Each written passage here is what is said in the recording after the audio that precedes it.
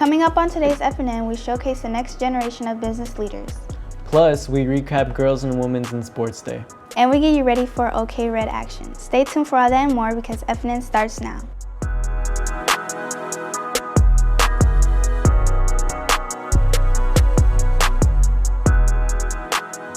Happy Friday, Falcons. I'm Yanisa. And I'm Diego Saldivar.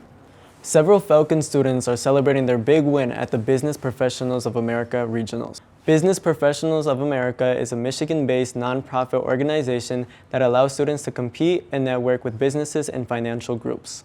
EK student and state qualifier, Kazan Rentala, took first place in banking and finance. Caleb Tanis, another state qualifier, took first in admin support concepts. Alessandra Splitzley, Mika Tomas Pedro, and Tanaya Stacy took third place in website design. Alessandra says she is proud of herself and her team. I'm quite proud of myself and my team for doing this since we went into it not knowing anything about the program, and we didn't feel like we were on the same level as other students, so it was really cool to get that award. Make sure to congratulate and wish these students the best as they head to the state competition on March 9th. February 1st was National Girls and Women in Sports Day, and EK joined schools from across the country in celebrating. On Wednesday, more than 300 female athletes from EK gathered to celebrate, reflect, and learn about what it means to be a female athlete. The event was organized by a group of teachers here that have had their lives impacted by sports. The 2-hour presentation brought guest speakers and experts to help empower others and discuss the importance of Title IX. Melinda Guajardo, a senior, says the unique event provided her with a lot of new insight.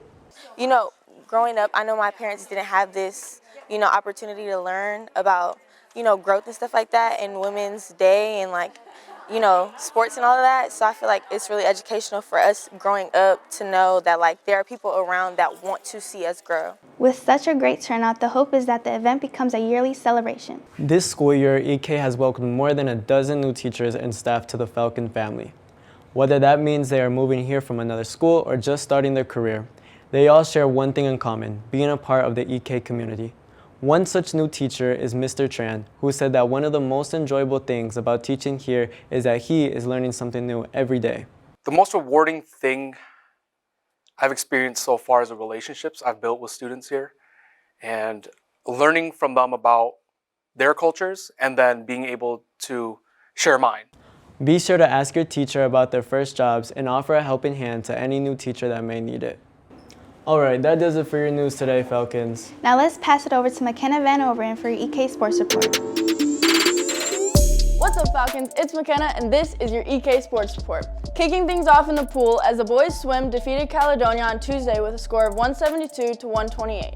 Teague Wester won back-to-back events. Elize Kondo won the diving with a total of 281 points, and the 200 free relay team of James Langosh, Teague Westra, Michael Travis, and Abel Gomez-Romo made a MISCA cut. They're back at home next Thursday against Rockford at 6. After a relaxing bye week, it's a big night for basketball as both the girls and boys face off against Jenison tonight. Girls play at 6 and the boys play at 7:30. The student section theme for the night is senior citizen, so make sure to bring your walkers, gray hair, and possibly even play some bingo throughout the game. We chatted with girls head coach Mr. Large about how the team is preparing for their Friday night showdown. We feel real confident. We really stress about being focused for 32 minutes of action. Last time we played them, we kind of started off flat. We had a great second half, but this time we want to play the whole entire game focused. Basketball isn't the only team gearing up for a big Friday night. The boys and girls wrestling teams are in action for their conference meet tonight in Caledonia. Senior team member Corey Mitchell says the team is ready to take some names tonight. So as usual, we plan on taking some names. Our record might not show that, but yeah, I think we feel great. Our record shows that I'm able to compete.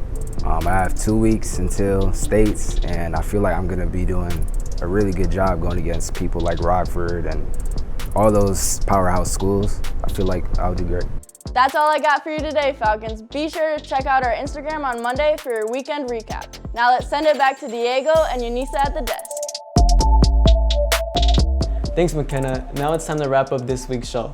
Our own Amaya Parks was back in the halls asking Falcons some super simple trivia questions. Check it out. Energy made this one. All right, guys, I'm here with Nate Cobbs.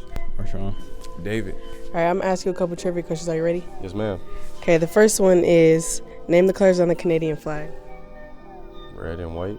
Canadian flag. Is it red and white? Yeah. Red and white. Okay, next question is how many legs does an octopus have? 18? 16? 8.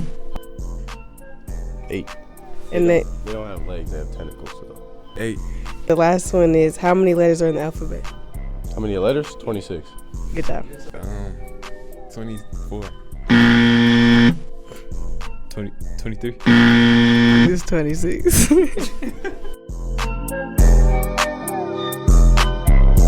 All right, Yanni, now it's your turn. How many legs does a tarantula have? A tarantula has 8 legs. Correct.